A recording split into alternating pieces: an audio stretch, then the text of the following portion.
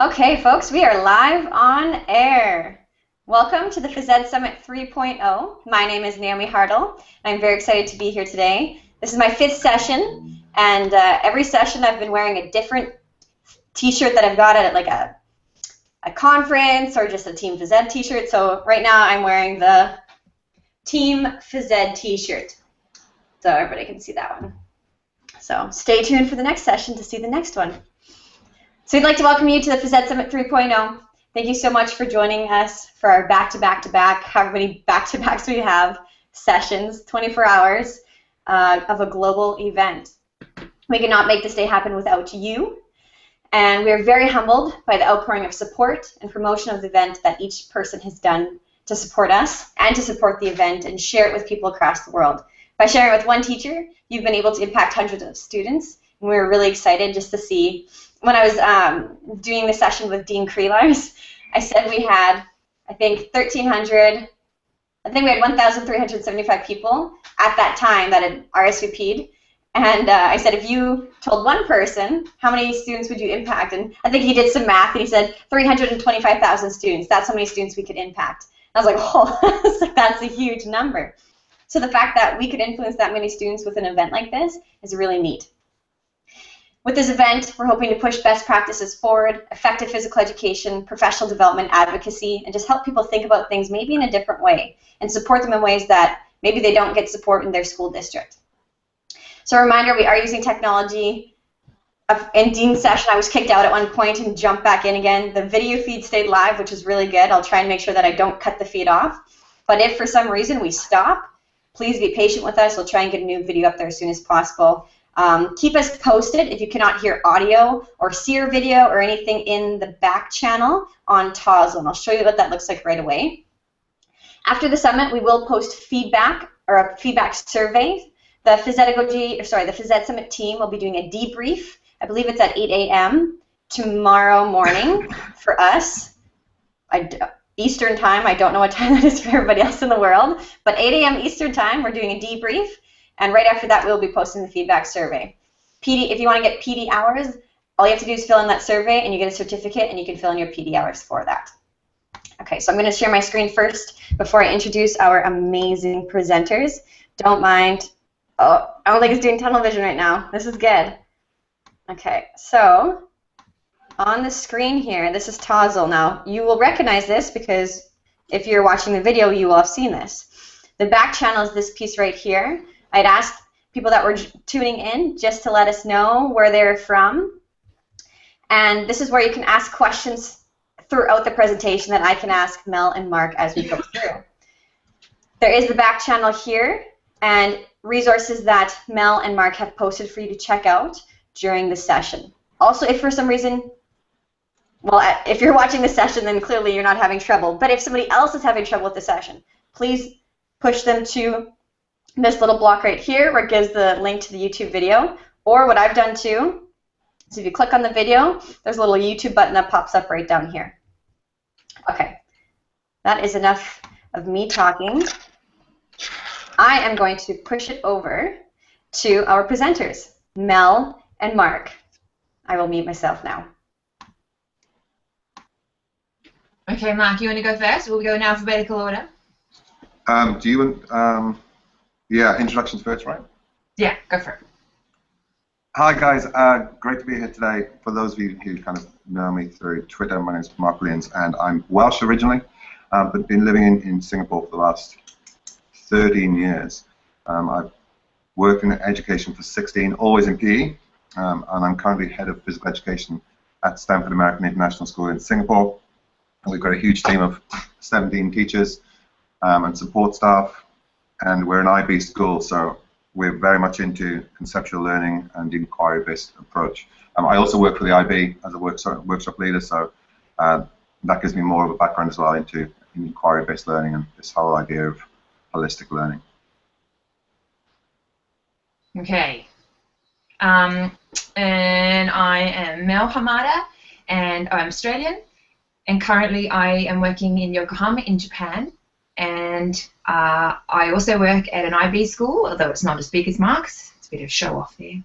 I am the head of department of PE of a very tiny group of 4 of us who are not from Japan. One of us is from Japan, not me though. And I've been living overseas for the last 13 years. And I'm making my journey through inquiry and teaching games for understanding over the last probably 3 or 4 years, really focused on invasion games to begin with. And I was very excited to meet Mark in April, and we both presented in Adelaide in Australia. And I'm very, very excited to be able to chat with him about inquiry and essential questions with the lovely Naomi, of course, because he is always so busy. I never get an hour of his time, so it's exciting to actually have him captivated for a whole hour of conversation. Okay, so for those of you who are kind enough to be hanging out with us, I'm going to share my screen. If you go to the Tozzle, linked in there is a Google presentation, and that is what Mark and I are going to be talking through. In those slides, there's a lot of interactive stuff, and we would love for you to either split your screen so that you have the Tozzle on one side and the Google presentation on the other, or have 2 tabs open so you can flip between, so that we can either get information from you on the back channel, or we can hopefully get information from you in our presentation. So here we go, let's try this. Naomi will let me know if it doesn't work. How are we going, Naomi? Are we on? Yes, you're good. Sorry, I had to. Okay, no, you're good. I was trying to do the thumbs up. I was like, I don't think you saw that. No worries. Okay, so there's me looking quite different from now. That's actually when I was working in Vietnam, and there's Mark in 3 different places at once, which sounds about right, Mark, I think. Yeah, sounds like my job. Yeah. The main thing that we would really like you to keep in mind is we want you to keep moving. We realise the problem with some of the PhysEd stuff, summit stuff, is it's really a lot of lecturing, although I have to say I participated in 2 this morning which were really movement-based, which was fun, to do some dance and to do some Tabata. So here are some of our suggestions for you. You could sit down and stand up and sit down each time you hear something you agree with. You could write down your 3 favourite movements that you could do every time one of us says TGfU. Put your chair outside the room and do 5 squats every time Mark tells a joke or laughs, or coughs, I should add, coughing. You could do a burpee each time you hear the word question, etc., etc. So please, please decide how you want to be movement focused during this presentation. Okay, our main goal tonight is here. You want to talk about essential questions and guiding questions in PE, and have a look at how teaching games for understanding is very inquiry-based. It's sort of, Mark and I were saying earlier, it really is the inquiry of PE. And then we'd like to lead you through an example of each of the things that the 2 of us have been doing, and we really hope that we will crowdsource with you through the whole thing. This slide, if you are on the side and you want to find something, if you click, it should take you to the slide that has that information on it. So hopefully we'll get you there. Okay, a little audience involvement. What we would love is to find out who's hanging out with us tonight, and we've got you on the Tozzle, but if you want to put your name and Twitter handle in here at some point this evening, all you need to do is click on the slide and enter yours in. And that way we can continue conversations with you later if you would like to. So just let us know how we can help you with that one. And first question of the night. Dun, dun, dun, dun.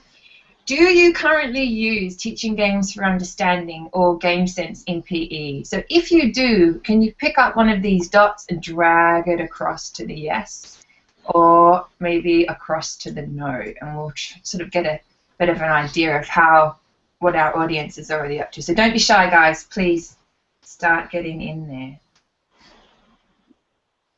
And the second question is, do you use essential questions in PE already? So if you could come on to the Google presentation, hopefully I've done the sharing. I'm just going to check that I've done the sharing correctly. Here we go. Edit, that could help. Whoops.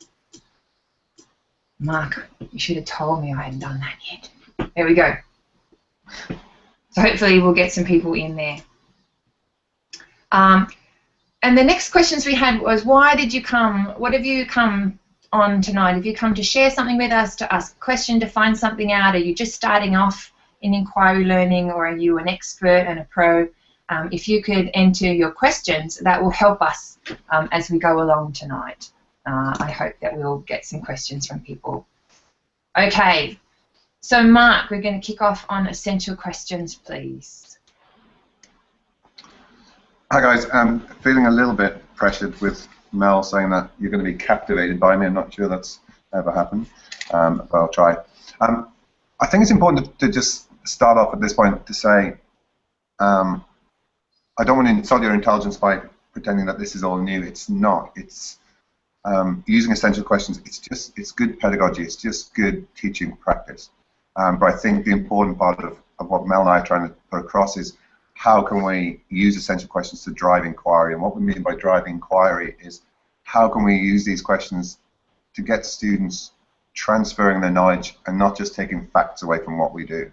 We want them to go away and know that what they've learned in a lesson today is relevant across a number of different things. It's globally significant. If we learn something in a game of rugby, it relates to what they do in hockey. And I think it's very important that that's kind of all we're trying to show you is that there's links here for us to connect and join the dots for students, and they will take a lot away from it. Secondly, we're looking at it from a TGfU model perspective, and the reason that makes sense is because they're both very holistic. Inquiry-based learning, conceptual learning, and the TGfU model go together perfectly because they look at the big picture, they look at big ideas. So it's very important. In terms of mine, and this is on one of the slides, on how my curriculum is developed in my school, for lower elementary, we teach about the TGfU model. So we teach why are games in target games category, why are they in invasion games, what do all those games have in common, conceptually what binds them all together. Is it the skills, is it communication, is it teamwork, is it spatial awareness? Students learn what these games have. In high school, secondary school, we start teaching through the model. So we start teaching soccer using the TGfU model. We start teaching basketball. We also, just to give you a quick overview, in grade 6 we do comparisons. So we compare two games. So we might use rounders from the UK and softball. And we look at the skills of one and how those skills go into the other. So that's just a kind of quick comparison of what we do and a quick outline of what we do. So what does essential mean when we're talking about essential questions? We're talking about questions that are timeless, they're important, they're relevant, they're bigger than just the subject or the topic that we're discussing. That make our learners focused. They give them something bigger. As I said, we quite often teach facts. We give students a topic and we teach them everything they need to know about that topic, but there's no transfer of knowledge. We have to start working in big ideas. What are the skills we need, but how do these skills evolve and how do these skills apply to other things we do? Mel, can you just push up the next slide, please? Sorry, me. Thank you. So why use essential questions? I kind of said in my introduction, the reason we use them is to focus what we do and really give us that worldly edge. So we use these questions so that children can understand big ideas and big concepts. We don't look enough in PE at big concepts, the big ideas of what we're doing. So essential questions make our units more likely to yield focused and thoughtful learning and learners because they're making these connections. What is an essential question? Mel, can you just drop it down? Oh, you've done it already? I did. Sorry, mate. Essential questions are open-ended. They encourage thinking, thoughtful discussion. One thing about an essential question that's very, very important, and it's the easiest way to think about an essential question, does it bring about more questions than answers? If you're asking a question that's Googleable, and I know Andy Facilio talks a lot about Googleable versus non-Googleable questions. If it's Googleable, it's not an open-ended question, it's not an essential question. It needs to elicit more questions than answers. And that's where the inquiry-based approach starts. If we're asking questions where students come back and ask us more questions, we're asking the right questions. They need to be explained. The students need to justify what they're doing and why they're doing it. So have a quick look at the next slide. just using the TOZL, just have a little look at which of these you think are essential questions. What are the sports-related fitness components? Who is truly fit? Is this a tag game, invasion game, or both? What equipment do we need to make up a circuit? Why do people need to move? And I'll let you read the rest. Just have 30 seconds just to have a look.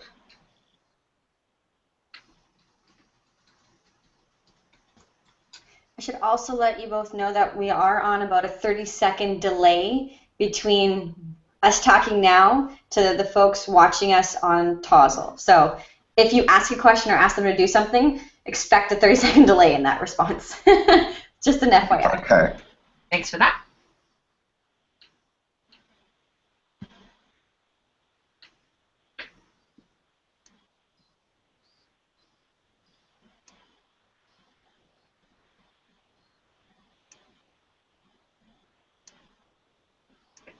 So Mark, maybe while we're waiting for some of those answers, one of the questions that was asked earlier was about, could you give a short explanation of how your IB training has made you a better PE teacher? Good question. I think my IB training, it's I don't know whether it's helped me be a better PE teacher, but it's certainly given me a different perspective of what teaching is and what teaching can be. When I was teaching in the UK and when I first moved to Singapore, working with the British curriculum, I was very much skill-based. There was a skill-based focus. I would do 6 weeks of soccer and I teach all the skills for soccer, finish that unit, some of the assessment done, and not relate back to it ever again. And then I do a basketball unit 3 units later, just teach basketball with nothing related back to what we'd already done in soccer. So it's very skill-based. So now with my IB training, I look more at these big ideas. I teach a lot more about concepts, and I use a lot more, I relate everything I do a lot more to everything else. So especially in school, with the IB, we talk about transdisciplinary and interdisciplinary learning. So we try to make connections with everything else we do. So for instance, at the moment, we just about to start a unit, health unit with grade 1s, which is also being done in the classroom. So we'll make direct links with the classroom. Nice.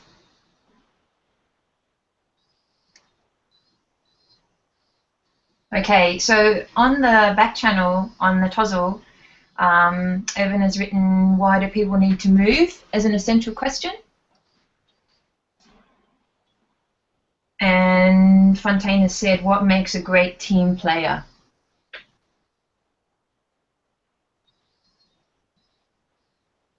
I think they would both be considered essential questions, but they both have relevance, they're both transferable, they're not embedded in one topic or theme, so I certainly think they would be essential. I agree.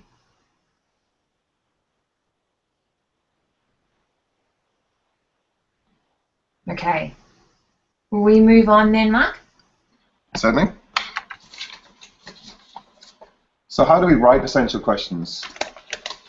I think one of the things to consider when we're writing essential questions is to think about the stem. So think about how the sentence starts. And obviously, when we're looking at essential questions, we generally want to be looking at the why, the how, in what ways. But you can just use what or who. It's just how you frame those questions.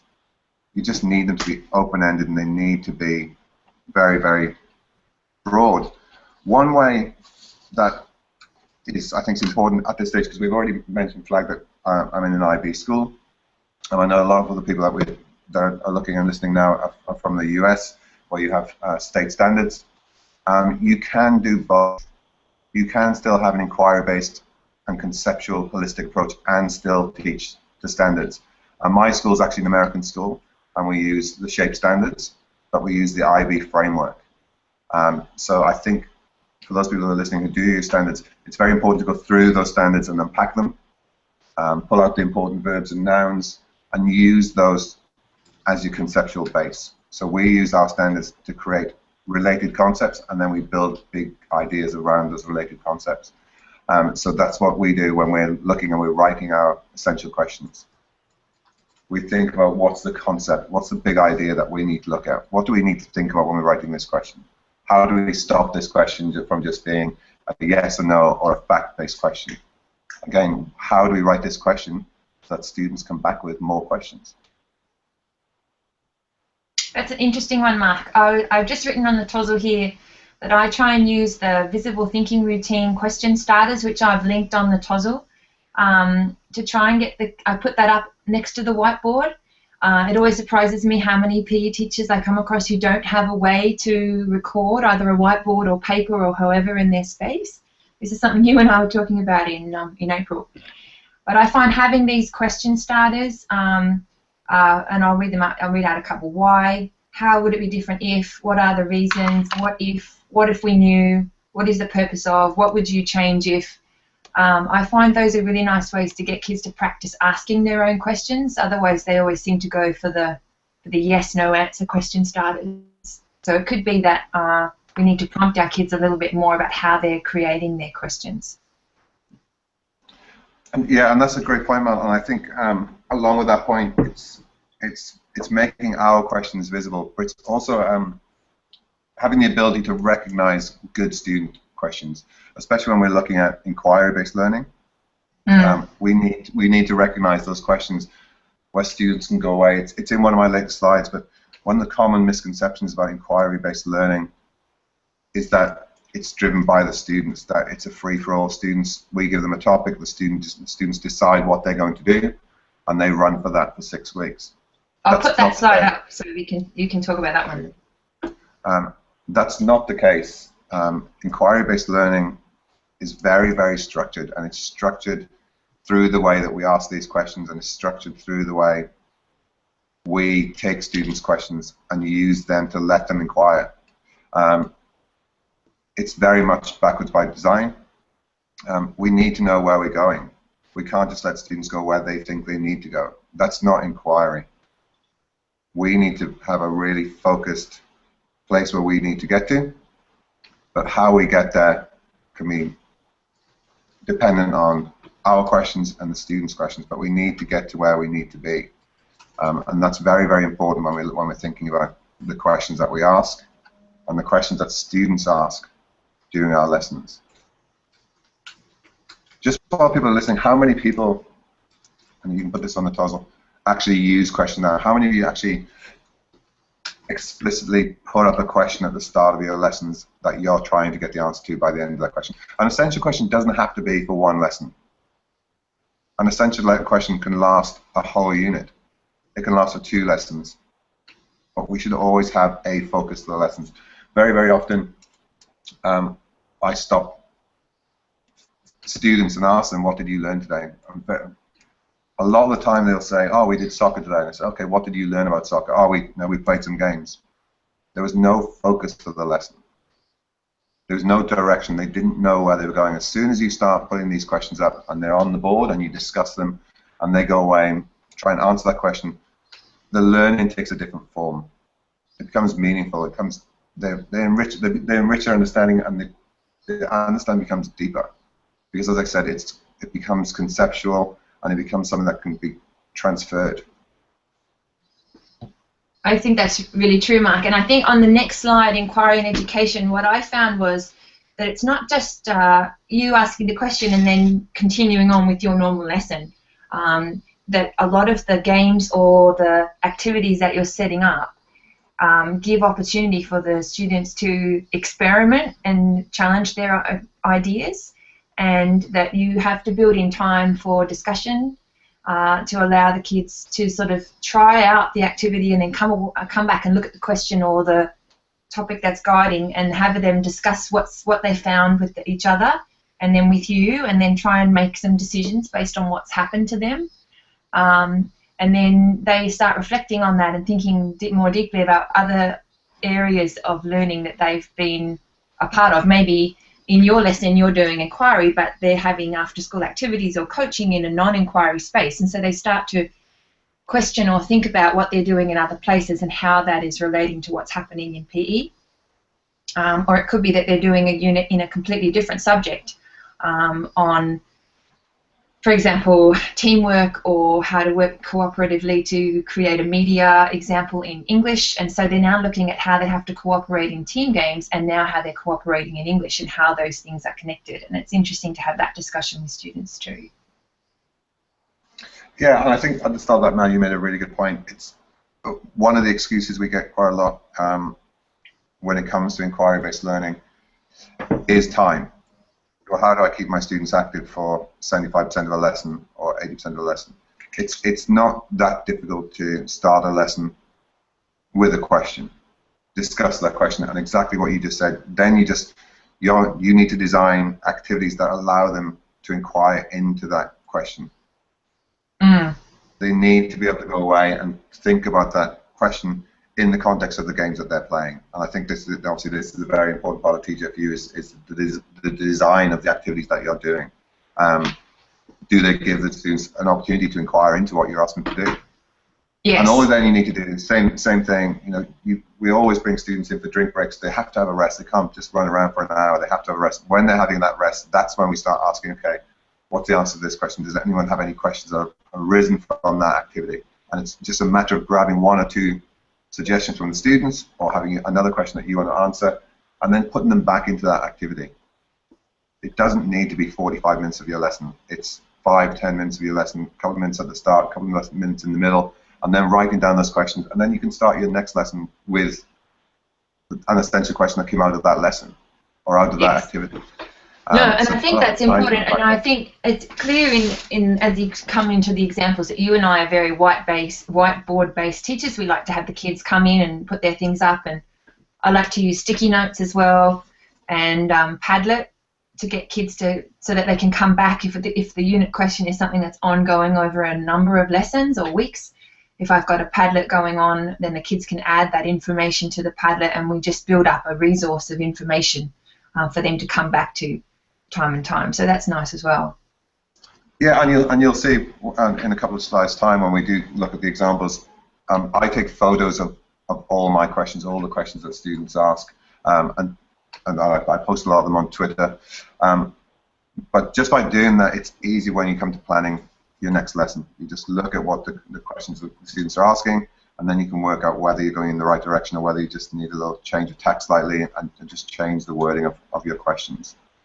Mel, I'm very conscious of time. Yeah, let's keep going. Do you want to move on to yours now, and then I'll just jump in as we go through. So we'll leave these examples, and we'll go through TGfU. Is that all right with you, Mark? Yeah, I think so. Okay. So teaching games for understanding, or TGfU, is not a new idea. As Mark said earlier, these ideas are current. And there are some people that are amongst our PE community online on Twitter. So Shane Pill would be one of them. Tim Hopper is another, who are people who are researching and writing books and resources to enable PE teachers to have more ideas and to put things together. So in our resource list at the end of the presentation, you can find the books that are out at the moment.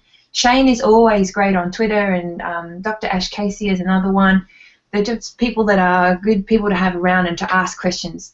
And last year at the PhysEd Summit, I gave this presentation on teaching games for understanding and using visible thinking routines.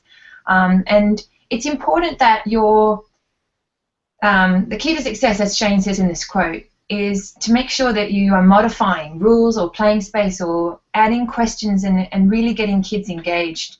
And I'm not going to play this video in this clip, but Dr. Vicky Goodyear has an awesome vlog going on, and this is her one on teaching games for understanding. It goes for 6 minutes, 56 seconds, and she really does, in that time, give you a really clear explanation of what TGfU is, and I've sort of paraphrased her here.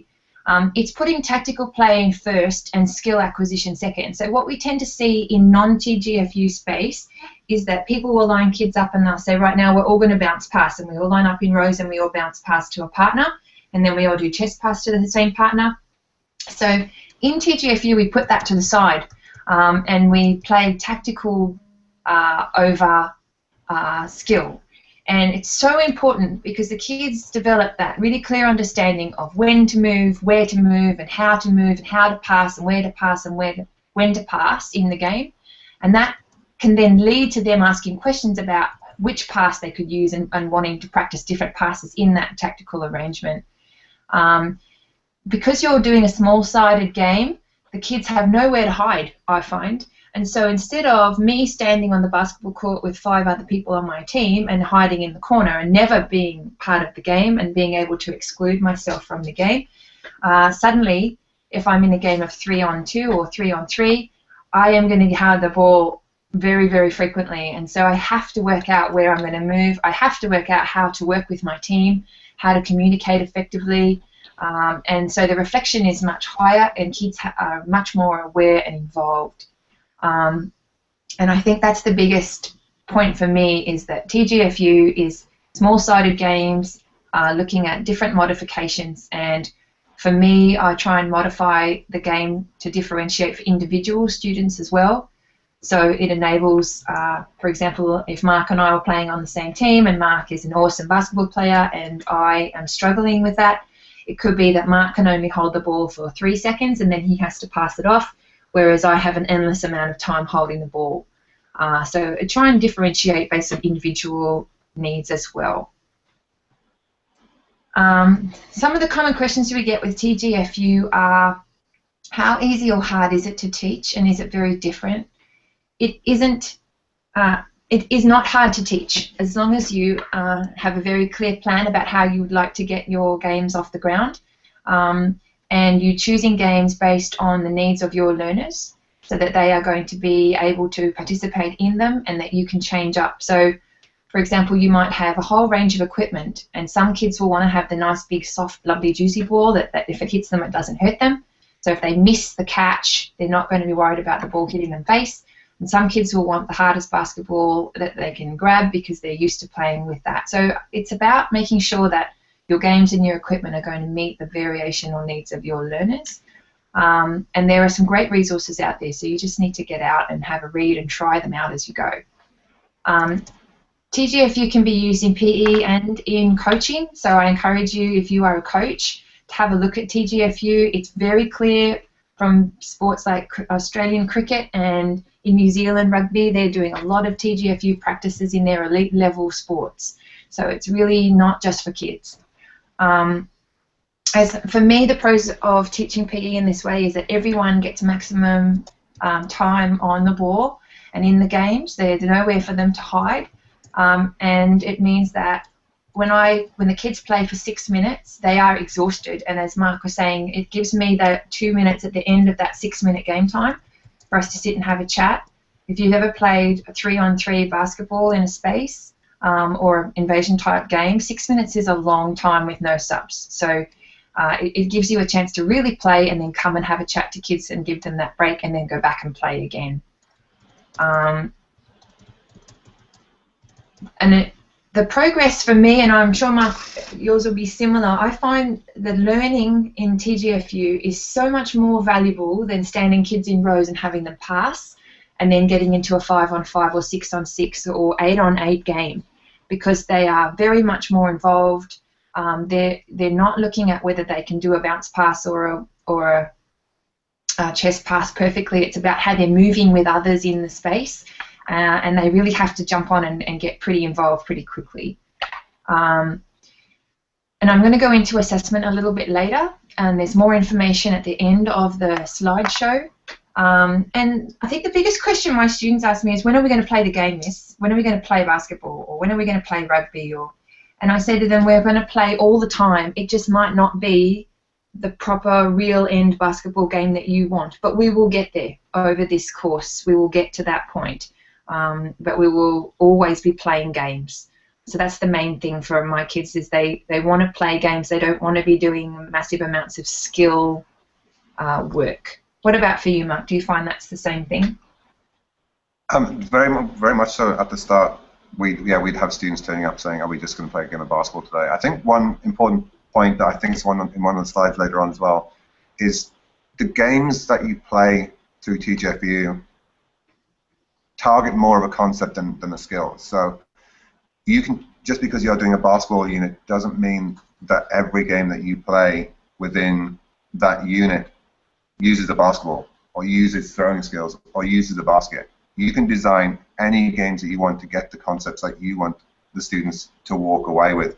So the game, you just need to know, and again it comes back to that understanding by design and knowing where you're going. You can pick any activity and make it relevant to the sport that you're teaching. Simple tag games bring out so many key concepts that are used within invasion games, within any other sport. So I think it's very important at this time, because I think this is a common misconception as well. As, okay, we're talking about modifying games, we're talking about small-sided games, and people think, oh, well, I'm doing basketball, so these small-sided games have to be basketball-based. They don't. It obviously helps if you're using a basketball and you're using those skills from basketball, but what's the big idea? What's the concept? And it comes back to that question, what question are we asking at the start? Now, someone's just put on Tozzle, it was John, said, well, you know, if we're not teaching skills, if a kid can't throw, so can they not play basketball because they're never going to learn that skill?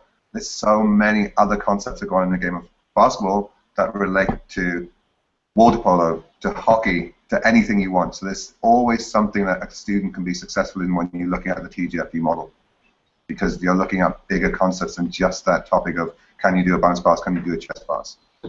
Right. But as someone else has said on the Tozzle, I'm sorry I can't scroll back through, the nice thing about TGfU is that in that tactical arrangement, or in the game that you've chosen to represent the learning model that you're after. So for example, the first game I do with my invasion kids in middle school is in a space that they get to sort of choose in a little square. I do 2v1 piggy in the middle. And it's them trying to work out how they have to move around and get the ball without the other person in the middle grabbing the ball, and then you change it up so that the person in the middle can tag you with the ball. So if you get tagged, then you have to swap. So it's now not just about being able to endlessly hold the ball. Now you've got to give it up. So the other person has to move. How do you move? Where do you move? How are you signaling that? What do you do if you're not allowed to move when you're holding the ball? How are you protecting the ball from the person who's coming near you? All those sorts of things. So they are also working on the skills of throwing, because they have to think about how they're going to throw in different ways. But it's the person who doesn't have the ball that has to be thoughtful about how they're going to move. And so now you're talking to kids about, you know, where are you moving and what's your timeline on that. And I really love that game with my kids, and they think it's going to be boring, but they can play that for almost an hour and get themselves really into that game. Okay, Mark, would you like to go through your elementary example? I'd love to. Okay, so sorry, I'm just making sure people are captivated. The example I put up. So as I said at the start, within the elementary, we teach about the TGfU model. So we don't necessarily use small-sided games as you would with high school kids. We talk about what do all these games have in common. So we started off with target games in grade 1, and we introduced them target games. What are target games? What do they all have in common? What types of games are they? In grade 2, they'll do another target games unit, but they'll look at designing their own target games using what they learned in unit 1. Then we'll introduce net and wall games, striking and fielding games, do the same thing. Later on, we'll put in striking, net and wall games, and then invasion games at the end. So we teach them about why all these games are within these categories, because I think it's very, very important later on in life, and Mel and I had this conversation before we came on air earlier, that if students understand why the games are in these categories, they'll make the connections. If we're not teaching them why the games are in there, so why is rugby in there, why is water polo in there, why is basketball in there, if they don't know why they're in there, they won't make connections and walk away saying, oh, what I've just done in basketball actually works in water polo. It's the same game. The concept's exactly the same. We have to attack, we have to defend, we have to move, we have to communicate, and we have to score. Once they get that idea, they realize that everything they learn can be transferred to something else. And when we're thinking about lifelong learners, that's what we need to do. We need children who can, you know, as John said on the Tozzle, well, a kid can't throw a ball. But if they understand the concepts of basketball, they can take that to football, and they can probably kick a ball. I don't think any of us have ever taught a child who can't run, throw, or kick. It's just the context that it's in. So the unit I put up is a grade 5 unit, and within this unit, we look at the roles and responsibilities within a game. So what are students' roles? What do they have to do within the game? And how do those roles change? How does the role evolve? So just because we decide that, for instance, within my team, we might decide, okay, Mark's 6'3", he's going to defend for us. But is that my only role within a game? If we're losing 2-0 and there's 30 seconds left, am I still going to just stand there and defend? Or is the fluidity within my move, within my position, and within the characteristics I hold? So we look at the enduring understanding, the big idea of identifying goals and strengths changes responsibilities within a game. So if we know what each player's strengths are, and we know what the team goals are, and these goals change, we're going to be better players for it. And again, this is relevant across all sports.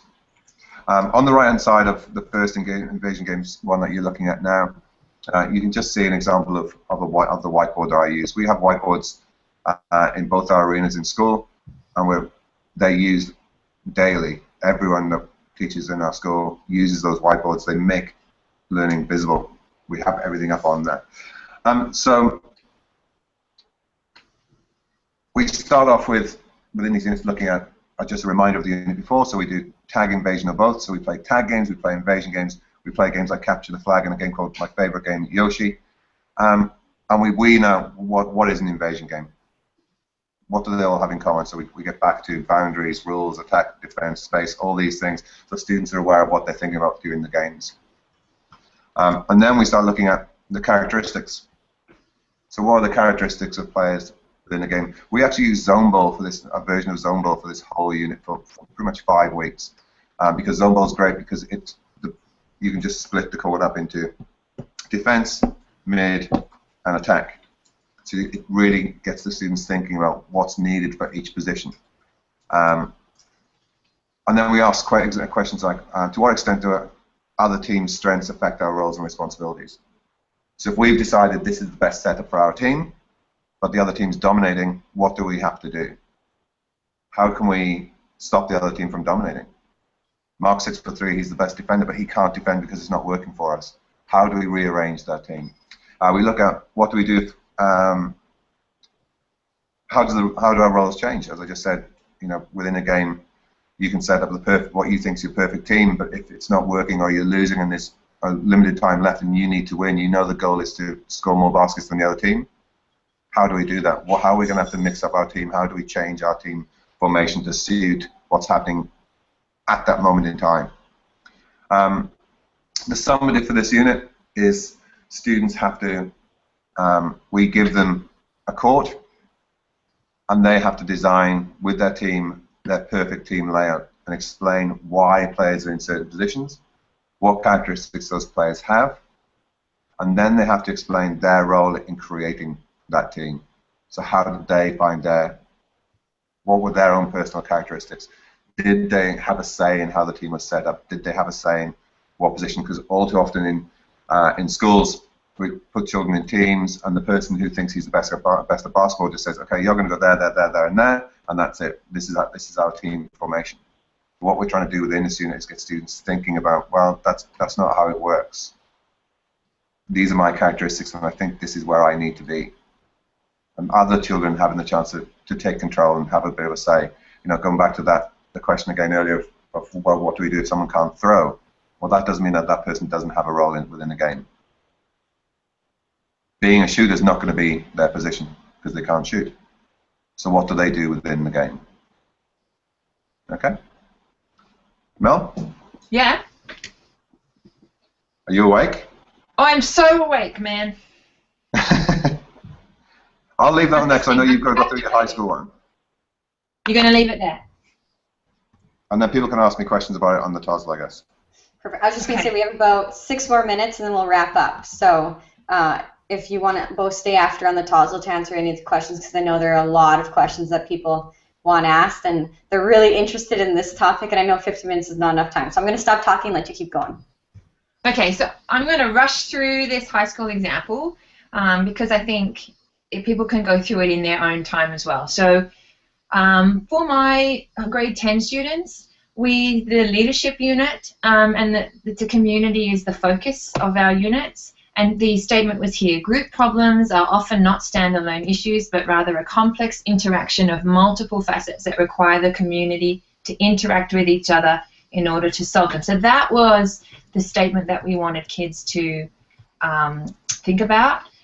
And if you're not familiar with touch rugby, I have a little bit of information here so you can have a look at what touch rugby is. So one of the first games I played with kids was this one you can see in the GIF here. Two students had to run from one end to the other and pass the ball, preferably once, but they could do it as many times as they felt they needed to. But the ball couldn't travel forwards. And there was a defender, and the person who was defending had to tag the person with the ball. So the kids had to really think about when do you pass the ball, because if you pass it too soon, then the other person can be tagged. How do I pass the ball? What's the most effective way to pass? Where do I pass the ball? Where am I going to move to? And once I pass, what am I going to do? Like, how am I going to be involved? So there was a lot of offensive questions, and students had to experiment about all of those things. And so it was really good for us. We did a small space, bigger space. We talked about running speed. We talked about how we were going to throw the ball and the importance of the timing. So that was a really a good game. The second game that we played was 3 offense and 2 defense. And again, the questions, same thing. When do you pass the ball? If there are 3 of us, how are we going to get ourselves organized? We could start doing wraparounds. We can start doing dummying. There's so many things that the kids wanted to start practicing. And then again, as Mark was saying, we set up parameters. So consider a particular moment. The score is 9-7. There's 45 seconds to play, and you've had 4 touches. You've got 1 left. What are you going to do so that you can get the ball across the line without the 5th touch? So we're talking to kids about how they're utilizing their skills in particular gameplay situations. So it's not just no pressure situation. And again, the same questions. When are you going to pass the ball? Once I pass, where am I going to move to support the ball player? How am I supporting my team? How are we communicating? And so they sort of had to really think about this in different sized spaces. Then we did 4 versus 3. And then I sort of changed it to a really defensive focus. One thing that I picked up from the ACHPA conference in Adelaide was that sport is now very much a defense-focused activity for invasion games. It's not about offense, it's about how you have a strong defense. So I really wanted the kids to now think about what are they doing as a defense. And in this GIF, you can see that the players, the defense in blue, the player who's really to the right of the screen, he makes a huge hole. So we started talking about how we're communicating as a defense. Who is the person on the ball, and if I'm on the ball, how will I communicate that to the others? Where do I go if I'm not on the ball? How am I going to move there? How do I interact with it? So there are a lot of things going on. And again, setting up a particular score, telling them they've got a certain amount of time left, and so there's a lot more pressure on them to perform, and thinking about how pressure affects their community or their team. So I had 3 assessment tasks here, and the first one was knowledge. And I asked them to, after the game, they had to discuss a major problem that they had experienced in gameplay and analyse this. And they needed to consider what the origin was. And we'd spent a lot of time talking about skills, tactics, and communication and teamwork. And so the origin probably would align in one of those 3 areas. And so I asked them to come up with possible solutions. And the questions are here that I asked them to consider. And in here, I've got a video of one of our students. You can see my colleague Alex. He did this awesome backdrop for the kids to film in front of, which was pretty cool. So it was just like a manager or a coach or a player after a game giving a synopsis of knowledge. And I've got the rubric here. So the kids needed to explain in detail a complex problem and analyse the reasons why that was complex. And then they needed to have particular vocabulary to show their knowledge. So they really had to analyse the origin of the problem in their community to think about how they were going to show leadership here. So that was really exciting to see how their kids developed those ideas. Of course, they had to perform. They had to show a range of skills and tactics, and they had to be able to show those under pressure as well. So that was the performance aspect.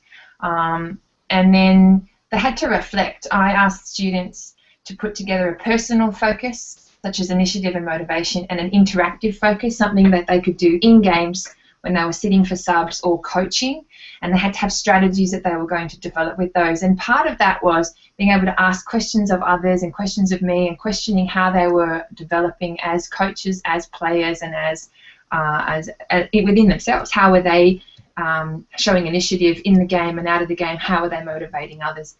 And then we wrote a journal and put that together as well. And I've linked my blog in the bottom so you can find that as well. Throughout, for this unit, a lot of these questions were on the board, and the kids would come up and we'd talk about, okay, this is the question that we've got, okay, what about this? Have we tried this? Have you thought about this? So the kids were thinking about questions as we went through, and it was really important for me as the teacher to get an idea of what they understood and where they had loss of information. So even Mark's game about, is it a tag game, is it invasion, or is it both? That was a statement that we had at the beginning of this unit to get them to start thinking about what is an invasion game, and for me to try and ensure they did understand what an invasion game was and how we were now moving into invasion and what that meant. And that was interesting because some of them did not have that concept even at a grade 10 level. So that comes to the end, Mark, of our presentation. And I think we've got time for questions, Naomi. I'm going to have to jump off and jump on with another session I have to moderate with Sarah Gettier-Hartman and Andy Hare. But my suggestion would be to have you both jump on the Tozzle at the end, and then the other folks for the last 8 minutes here can ask any questions that they have for you, if that still works for you both. Yeah, it does. I would just ask that people consider the last few slides on the slideshow. I would be interested to see what people's next action point might be. Are they going to go and look for more research? Are they going to have discussion with their PhysEd team or their school group? Are they going to rewrite a unit? Have they got questions for us?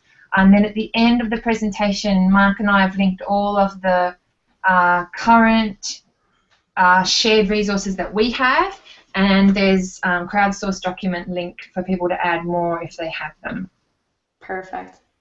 This is amazing. The Tozzle in the back channel was just flowing. It was hard to keep up with all the questions that people were having, and just really the discussions and supporting each other through that process. I know Dr. Stephen Harvey was on there too, helping answer questions, and it was really great to see that people are really interested in this topic and want to know more about it. So maybe we'll have to do a sequel before the next PhysEd Summit.